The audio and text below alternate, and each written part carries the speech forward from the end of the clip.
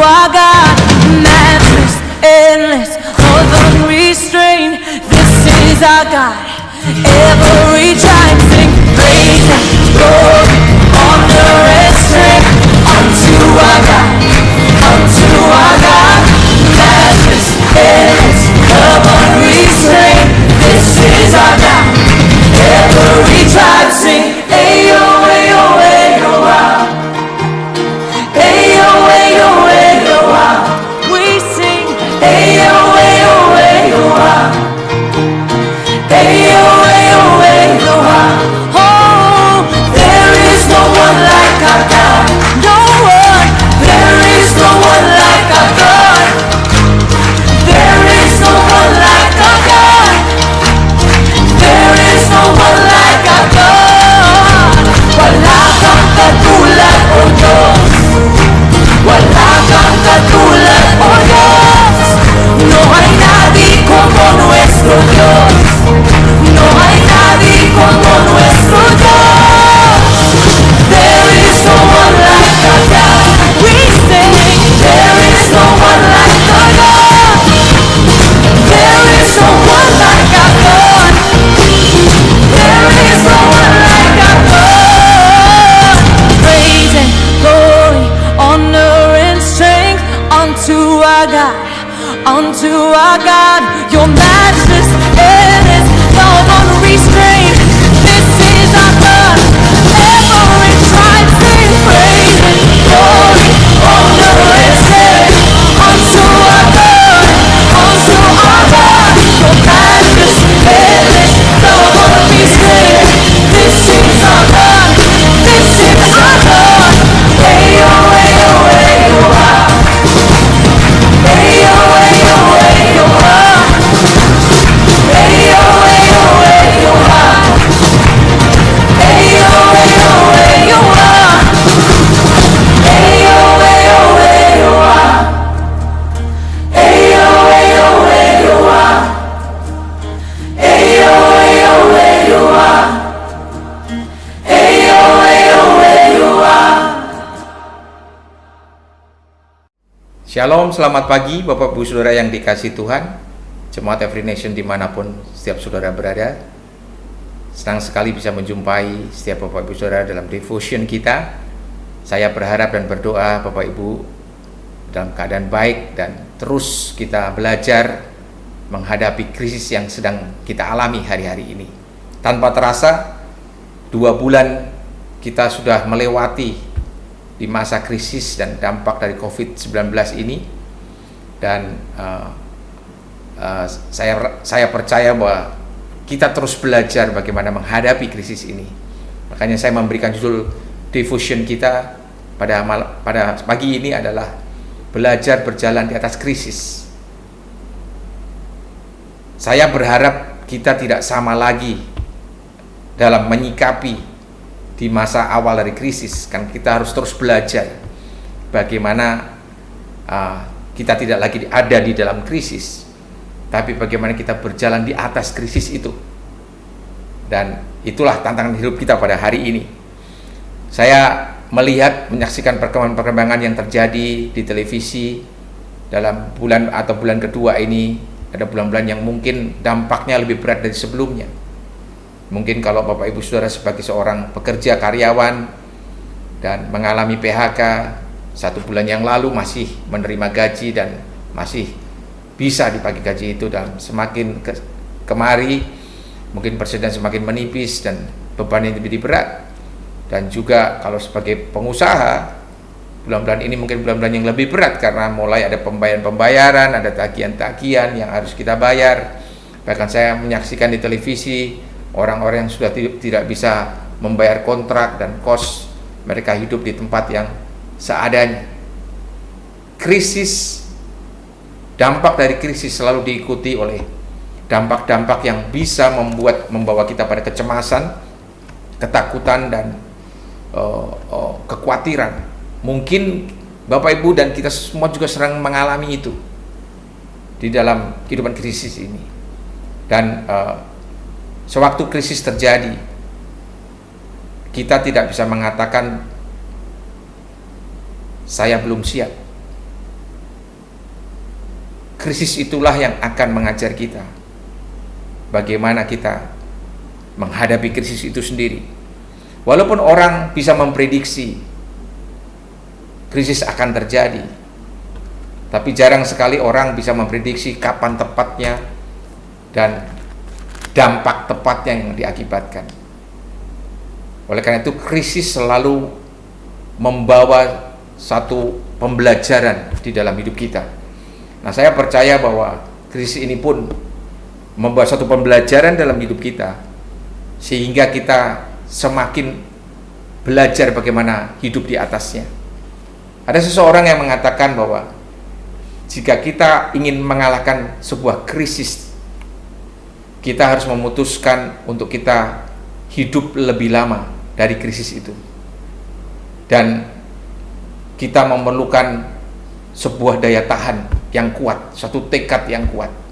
Seperti diumumkan di televisi bahwa salah satu hal yang kita bisa lakukan untuk bisa kita tidak terserang COVID-19 adalah mengenai daya tahan tubuh kita.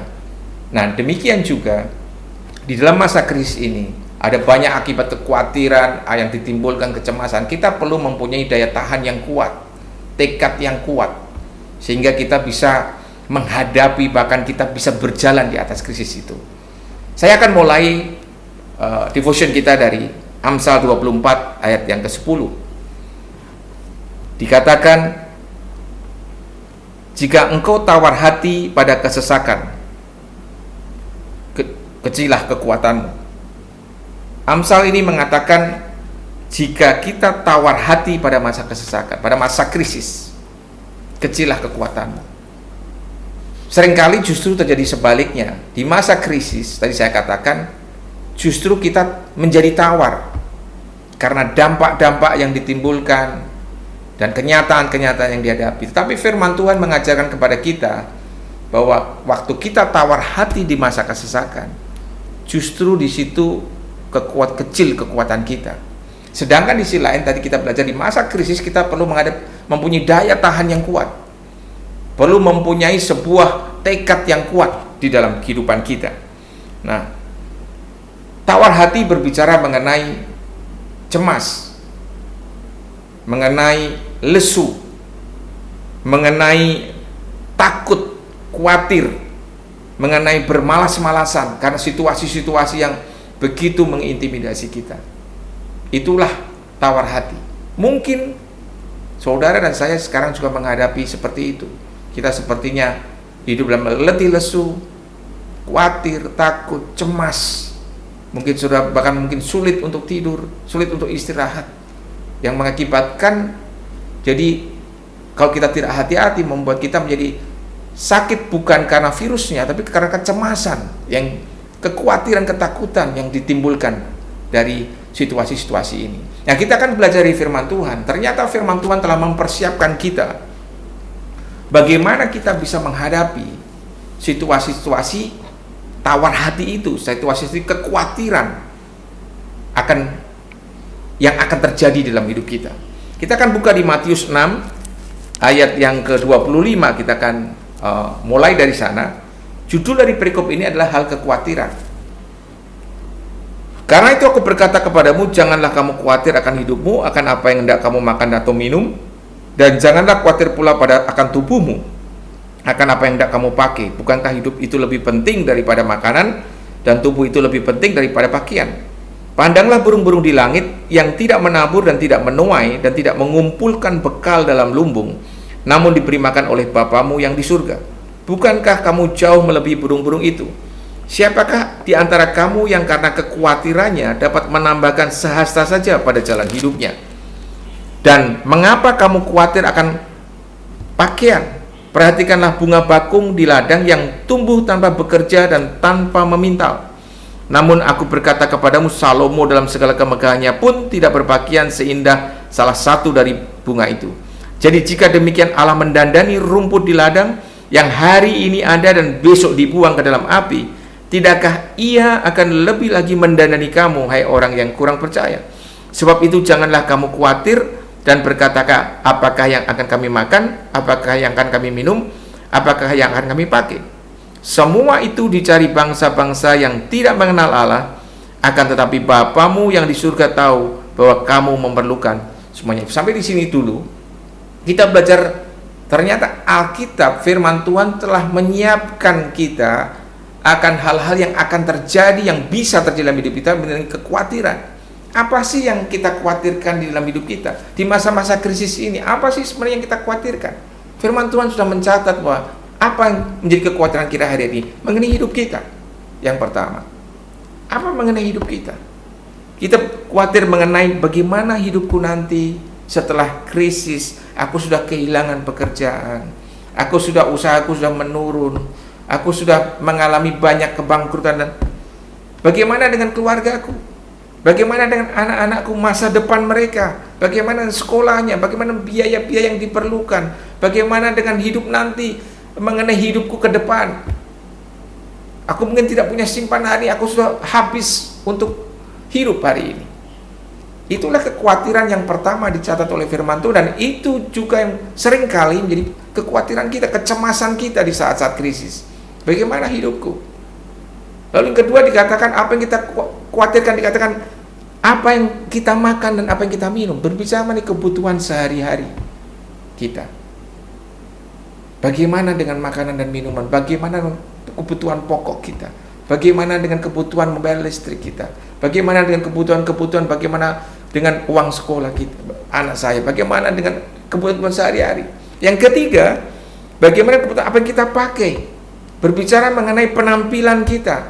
Apa yang orang lihat nanti setelah masa krisis ini?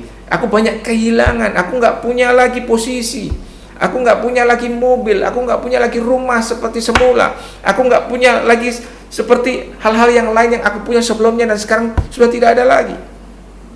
Nah, itulah sebenarnya yang sering kita khawatirkan di dalam hidup kita. Dan krisis ini mungkin mengakibatkan itu terjadi di dalam hidup kita. Dan firman Tuhan ini mengajar pada kita apa yang kita perlu lakukan di masa krisis, masa khawatir di dalam hidup kita. Apa yang kita perlu bangun di masa-masa kekhawatiran kita untuk kita mempunyai kekuatan. Kita tidak menjadi tawar hati. Kita mempunyai kekuatan untuk menghadapinya. Ayat 33 dikatakan demikian. Tetapi carilah dahulu kerajaan Allah dan kebenarannya, maka semuanya itu akan ditambahkan kepadamu. Sekali lagi saya akan katakan tetapi. Kata tetapi berbicara menghubungkan dari sebelumnya. Berbicara mengenai dikatakan kita khawatir. Hal-hal yang kita khawatirkan dalam hidup kita. Mungkin di masa krisis ini juga saudara mengalami kekhawatiran yang begitu kuat, kecemasan yang begitu kuat, ketakutan yang begitu kuat. Dikatakan di sini, dikatakan tetapi carilah dahulu kerajaan Allah dan kebenarannya. Dikatakan maka semuanya itu berbicara mengenai kebutuhan tadi. Ini poinnya yang kita belajar, bahwa di dalam kerajaan Allah semuanya itu yang dikatakan, semua itu kebutuhan yang kita khawatirkan itu bukan menjadi tujuan utama. Firman ini mengatakan yang menjadi utama adalah cari dahulu kerajaan Allah dan kebenarannya. Karena kalau kita, firman ini mengatakan kalau kita membuat itu yang utama, semuanya itu menjadi yang utama, yang kita khawatirkan itu menjadi yang utama dalam hidup kita, kita sama dengan bangsa-bangsa yang tidak mengenal Allah. Keadaan krisis hari ini memaksa kita untuk kita mengenali satu sistem yang tidak pernah mengalami krisis, satu sistem yang tidak pernah mengalami dampak dari krisis, yaitu sistem kerajaan Allah. Krisis ini membuat mata kita terbuka bahwa tidak ada satupun yang bisa menjadi solusi semua dalam kehidupan kita, dari usaha kita, dari apa yang kita punya, dari apa yang kita sudah bangun, tidak menjamin itu menjadi solusi dari semua persoalan hidup kita. Krisis membawa kita kepada Tuhan, mendekat kepada Tuhan, kepada sistem yang tidak pernah bisa mengalami krisis dan tidak pernah kena dampak dari krisis. Itu sistem kerajaan Allah. Apa sistem kerajaan Allah yang kita belajar tadi? Bahwa semua yang kita khawatirkan, semua yang kita perlukan, itu bukan yang utama. Apa yang utama? Kerajaan Allah. Cari kerajaan Allah dan kebenarannya. Artinya, sewaktu kita mencari kerajaan Allah dan kebenarannya, maka semuanya itu mengikuti. Apa itu kerajaan Allah dan kebenarannya? Kita akan buka di Ibrani 11 ayat 6.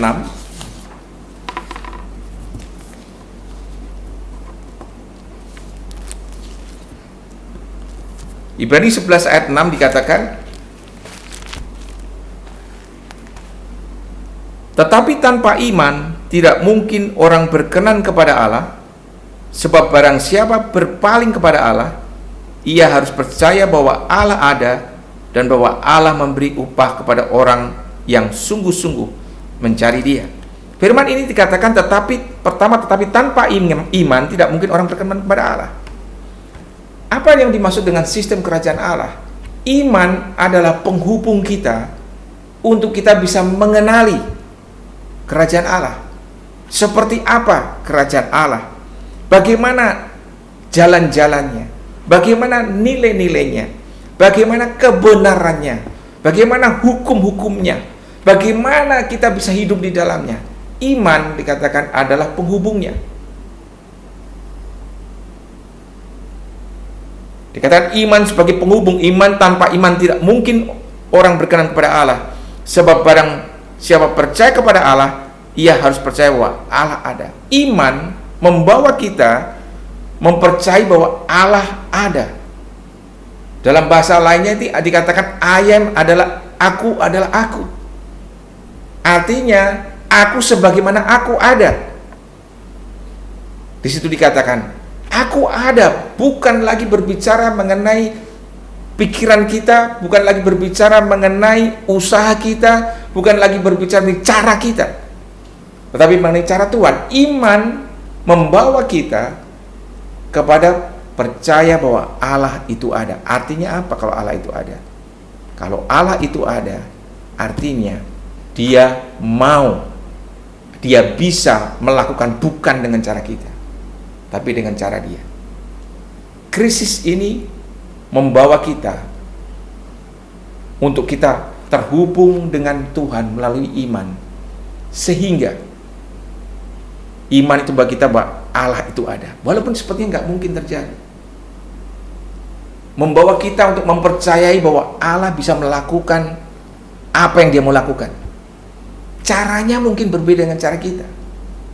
Kalau kita pengen dengan usaha kita pasti pengen jawaban Tuhan seperti yang kita mau.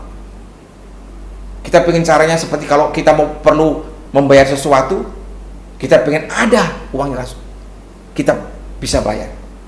Tapi cara Tuhan tidak selalu sama dengan cara kita.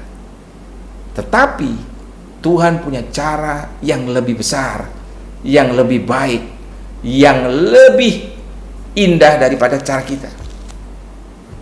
Nah, dalam beberapa krisis ini, masa krisis ini, mungkin ada banyak kebutuhan yang kita perlukan.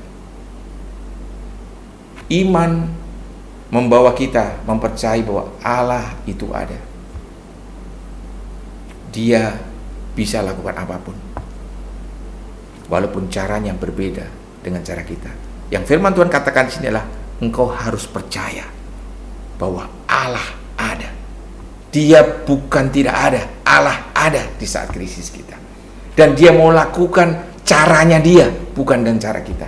Bagian kita adalah percaya bahwa Allah ada, walaupun tidak ada dasar untuk percaya. Ada banyak jalan keluar yang Tuhan berikan, tapi bukan dengan cara seperti yang kita pikirkan. Iman dikatakan membawa kita untuk mempercayai bahwa Allah itu ada. Dikatakan kalau kita berpaling kepada Allah, kita harus percaya Allah itu ada. Dan saya percaya hari ini saudara dan saya berjalan dengan iman di situasi ini. Berjalan bukan dengan tawar hati, tapi dengan kekuatan itu apa? Kerajaan Allah dan kebenarannya. Kerajaan Allah dan kebenarannya, bagaimana kita bisa iman yang menghubungkan kita di sana. Bukan lagi mengenai kita. Percaya bahwa Allah ada di situasi ini. Percaya bahwa Allah ada di situasi kesulitan yang kita hadapi hari ini. Di masa kecemasan yang kita hadapi hari ini. Di masa kekhawatiran yang kita hadapi hari ini. Di masa ketakutan yang kita hadapi hari ini. Kita terus percaya bahwa Allah ada. Dan kita bisa berjalan di atas krisis itu. Ayat ini mengatakan yang terakhir, ia harus percaya bahwa Allah ada dan bahwa Allah memberi upah kepada orang yang sungguh-sungguh mencari Dia. Bapak Ibu Saudara yang dikasih Tuhan, tadi firman Tuhan di Matius 6:33 dikatakan, Tuhan mengatakan, cari dahulu kerajaan Allah dan kebenarannya, maka semuanya akan ditambahkan. Mari kita belajar di suatu krisis ini. Kita belajar mempercayai bahwa Allah ada dengan iman kita. Dan firman Tuhan katakan, Tuhan memberi upah kepada siapa? Kepada orang yang sungguh-sungguh. Kadang-kadang kita nggak ada dasar untuk percaya. Kadang-kadang hal-hal yang sudah jatuh tempo datang. Mari kita bangun, kita percaya Dia ada di situasi itu. Dia melakukan sesuatu di situasi itu.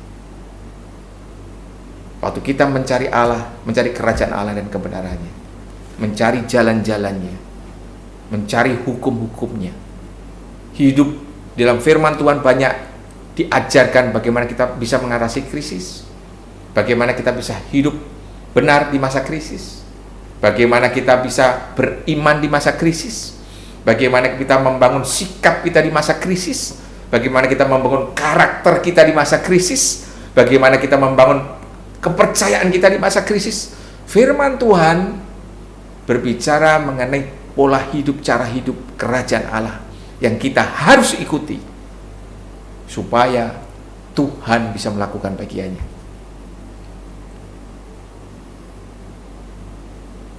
Melalui firman renungan ini, saya berharap kita tidak lagi di dalam krisis, tapi kita berjalan di atas krisis. Dan kalau Bapak Ibu mengalami kecemasan hari ini, engkau tawar hati di masa kesesakan ini, mari kekhawatiran-kekhawatiran kita tidak lagi menjadikan kita tawar hati.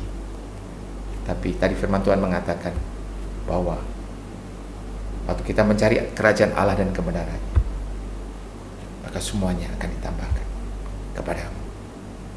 Inilah masa-masa di mana kita akan mengalami kelimpahan. Masa-masa di mana kita akan mengalami terobosan yang tidak pernah kita alami sebelumnya. Inilah kesempatan-kesempatan untuk Tuhan bisa melakukan keajaiban-keajaibannya dalam kehidupan saudara dan saya. Saya percaya kita terus bertumbuh di masa krisis, karena firman Tuhan katakan Tuhan yang menciptakan musim, dan setiap musim akan berganti, dan musim krisis ini pun akan berganti. Kita percaya, kita belajar menghadapi krisis ini dengan penuh iman, kemenangan, dan semakin menguatkan iman kita bahwa Allah sanggup melakukan perkara-perkara yang ajaib di dalam kehidupan kita. Mari kita berdoa. Bapa di surga, kami mengucap syukur untuk setiap firman yang menguatkan kami, selalu memberikan arah, jalan, dan hikmat kepada kami. Bahkan kekuatan di masa-masa sulit, di saat kelemahan kami. Firman-Mu lah yang menjadi kebenaran yang kami pegang dan yang kami mau hidupi. Bahkan di masa-masa kami sepertinya tidak melihat ada jalan, tapi kami mau memegang firman-Mu, perkataan-Mu, bahwa Engkau Allah ada, dan kami percaya itu Tuhan. Engkau akan membawa kami hidup dengan hidup yang berbeda dari sebelumnya. Bahwa untuk kami bisa melewati krisis ini dan kami berjalan di atasnya, Tuhan. Terima kasih Kau memberkati setiap kami yang mendengar firman ini, sehingga mujizat, keajaiban, iman dibangkitkan, dan bahkan yang tawar hati hari ini, yang cemas, yang khawatir, yang takut, yang mengintimidasi mereka, kami katakan kami hardik dalam nama Yesus, dan kami melepaskan kekuatan Tuhan berjalan mengurapi setiap umat-Mu Tuhan, dimanapun, di situasi apapun yang mereka hadapi. Di dalam nama Yesus kami berdoa. Amin.